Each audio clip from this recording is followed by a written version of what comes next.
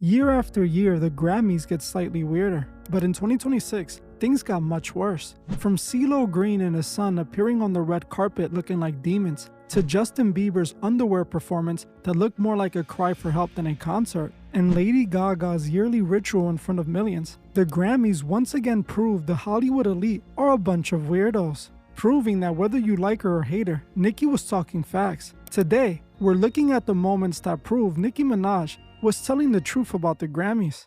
Just a few days ago, we spoke about Nicki Minaj going to war with the industry on X. Not only did she come at Jay-Z, but she also called out the Grammys directly. Nicki tweeted, "As they do their ritual tonight, God Almighty will reveal himself to them. The ritual will backfire on them. God will not be mocked." Now, Nicki was saying this after being mocked during the opening monologue for her relationship with Trump. She took that opportunity to call the Grammys out for what they really are, a yearly ritual for the Hollywood elite. While I've pointed out before that Nicki might be the wrong messenger, I can't deny that she is 100% right about the Grammys. If you don't believe me, this year's show is all the proof you need. The 2026 Grammys once again proved it isn't an award show, it's a scripted ceremony where industry puppets go to amuse the elite, performing strange rituals while receiving meaningless admiration. They prop up these idols on stage and tell you exactly why you should praise them, even while those same celebrities are performing in their boxers just to amuse their overlords. If you think what you're shown at the Grammys is just random or simply art, you couldn't be more wrong. All of these performances are strategically designed to subliminally tell a deeper message. That's exactly what we saw from Justin Bieber's performance. This year, Justin's set isn't going viral because of the music. It's going viral because of how he chose to show up. Justin walked onto the stage wearing nothing but purple satin boxers, socks, and his guitar. With a defeated look on his face, he started singing Yukon. The internet instantly called out how strange this looked. Why was Justin at one of the most prestigious events in the world in his underwear? Was this just for shock value? Or was he trying to tell the world something much more sinister? Ever since rumors started circulating that Justin could have been one of Diddy's victims, he hasn't been the same. We all saw that period where he was acting erratically in public, and many assumed it was because he was feeling the pressures of his past coming to light, including those talks of an alleged tape with Diddy. Recently, Justin has begun appearing defeated in public, and this performance furthered that narrative. On the surface, you could interpret this as Justin showing vulnerability or being stripped of his innocence. Performing in his boxers is a clear metaphor for how the industry stripped them down to nothing and left them feeling naked in front of the world. But I believe it goes even deeper. To me, this seems like a direct nod to the abuse he experienced while growing up in the Hollywood system. How those in the industry took his innocence and tore away at it piece by piece. This is what they made him do behind the scenes to make it big. In Hollywood's twisted way, it's also a form of humiliation. They want to show that at the end of the day, these stars are just circus freaks who will perform in their underwear for your entertainment. This performance shows Hollywood's obsession with placing the truth in plain sight. For years, people talked about the Yummy music video being an exposure of secret industry parties. Now I see that more than ever. Justin is sending that same message here. He was yummy to those Hollywood elites. His performance proves exactly why there were so many high-profile music industry names in those recent Epstein files. He isn't just singing a song, he's showing us his scars. This performance is exactly what Nicki Minaj is talking about. This is what the Grammys are for, presenting the sick, twisted flaws of the music industry as art so fans can cheer and admire it, not realizing they're being shown nothing but demons.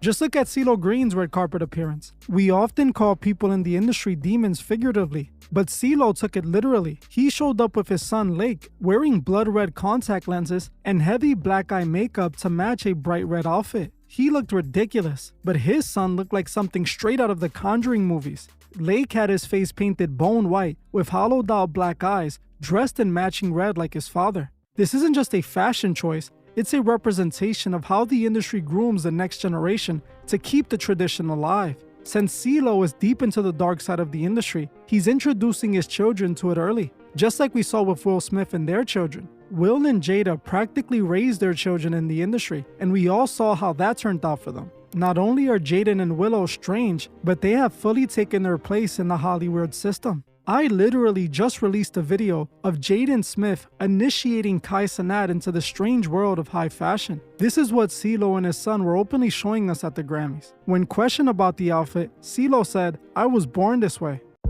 Because what's going on with the eyes, my guy? I don't know. What do you see? Oh, what do you mean? These aren't my real eyes? What do you mean? Are you kidding? I was born this way. Pay attention to that. He's telling you this is who he really is. This isn't a costume, it's a revelation. And honestly, CeeLo's look was almost as disturbing as Chaperone, who showed up in a sheer nipple ring dress that many are calling a tribute to the biblical Salome, the same Salome who demanded the head of John the Baptist. The reason people think this outfit is inspired by the biblical story of Salome is because it actually is. Miguel Castro Freitas, the creator-director of Mugler, stated that his recent collections, including the one Ron's dress was pulled from, were inspired by famous showgirls of history like the Bible's Salome. He noted that the character represents human contradictions and the fetishized cliches of the temptress. The symbolism is everywhere in the Grammys if you know where to look. These are the outfit choices that these celebrities have chosen. This is not random. It is all well planned and strategically chosen to tell a deeper message. It all connects back to the industry's overly lustful environment that for the last few years has begun to rapidly show more than ever. All of this shows us a glimpse of the interactions of the industry, and what we see is truly dark, just like we find in Tyler the Creator's performance. In Tyler the Creator's performance, Tyler continued the dark ritualistic pattern with his own stylized set. He came out wearing the chroma plastic mask with an over-the-top hairdo that is clearly meant to represent horns. During the performance, he literally crashes a Ferrari and rises out of the flames. On the surface, it's a career transition, but what it really represents is a death and rebirth ritual. Tyler is showing the world he is being reborn into a new phase in the industry cycle. You have to pay attention to the story the imagery is really telling, not what's put on the surface for your amusement. This is exactly what Nicki Minaj was talking about. This award show was a literal ritual, just like we saw from the Lady Gaga performance. Year after year, Gaga uses the Grammys as her personal playground for high-level symbolism. But this year, she went full pagan ritual. She performed her track Abracadabra, but in typical Gaga fashion, it wasn't a concert, it was a ceremony. Gaga appeared on stage trapped inside of a massive black wicker cage. Now to Gaga's fans, they just see a cool set design. Gaga always takes her performances to maximum levels of artistry, right? But if you've studied history or the occult, you know exactly what a wicker structure represents. This is a direct callback to the Wicker Man, an ancient Celtic ritual used for human sacrifices. Her song is also titled Abracadabra, which is inspired by the word abrahadabra that was created by Aleister Crowley, who coined it as the magical word. This isn't just artistic imagery, it's directly inspired by real occult ideas. Millions of fans are watching not knowing they're giving their energy to this darkness. None of the fans there ever asked themselves, why would one of the biggest pop stars in the world choose to perform inside of a symbol of sacrifice? As the performance went on, she wasn't just singing, she was presiding over the stage like a high priestess. She was draped in red and black feathers, the colors of the great work in alchemy, representing the final stages of a transformation.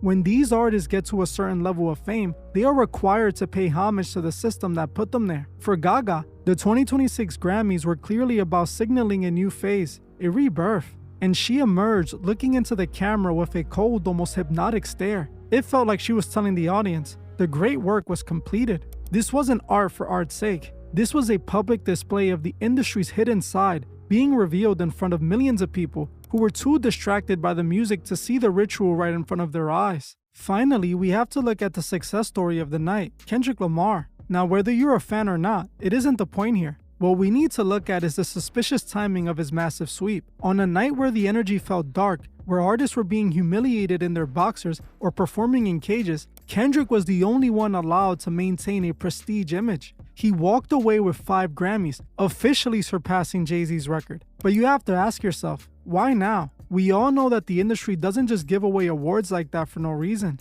For decades, Jay-Z was the undisputed hip-hop gatekeeper. He was the one the Grammys used to validate the genre. But with the massive legal clouds currently hanging over the industry elite, from the Diddy files to the recent FBI tip line reports, the industry is in desperate need for a new clean face. They need a new golden child to take the baton and keep the machine running. Kendrick's dominance in 2026 feels less like a celebration of music and more like a strategic handoff. He is being positioned as a successor to the Jay-Z throne. By awarding him everything, the Grammys are essentially making him the new voice of authority. When the Academy gives one man that much power, they're making him the protected one, the new gatekeeper. He becomes the shield they use to say, see, we aren't just about rituals and shock value, we still award real lyricism.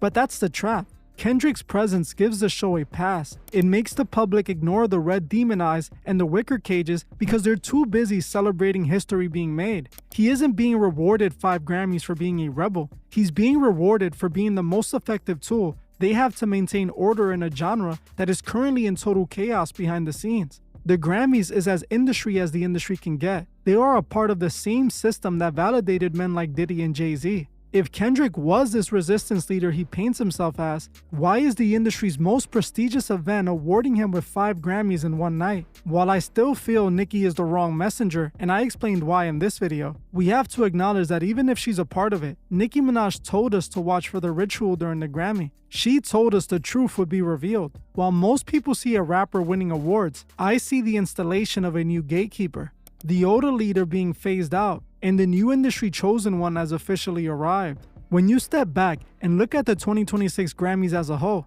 the picture becomes undeniable. This wasn't just a series of unfortunate or weird performances. It was a coordinated display. We saw the humiliation of a veteran like Justin Bieber stripped down in front of the world to remind us who really owns him. We saw the blatant demonic imagery of CeeLo Green and the next generation being initiated into it. We saw Lady Gaga presiding over an ancient Wicker ritual while Chappell Roan played the role of the biblical temptress. And then we saw the crowning of a new industry gatekeeper in Kendrick Lamar, a move designed to keep the culture under control while the older leader phased out. Nicki Minaj told us to watch. She told us that God would reveal the ritual for what it truly is. And on February 1st, that's exactly what happened. They are now placing their symbols, their rituals, and their power moves in plain sight because they believe you're too distracted to notice. The Grammys aren't getting worse just because they're losing talent. They're getting worse because the mass is completely gone. They're no longer pretending that this is about music. It's about the message, it's about the ritual, and it's about making sure you stay asleep while they prop up their idols. But I want to know what you think. Was there a specific moment in this year's show that made you realize something was off? And did I miss something that I didn't cover in this video? If you want to see a part 2, comment part 2 below. Make sure to drop your thoughts in the comments. I'll be down there responding to all the ones I can. If you like unfiltered truth, don't forget to like this video and subscribe to the channel for more just like this. Well, that's it for this video. I want to thank you all for watching, and I'll see you guys in the next one.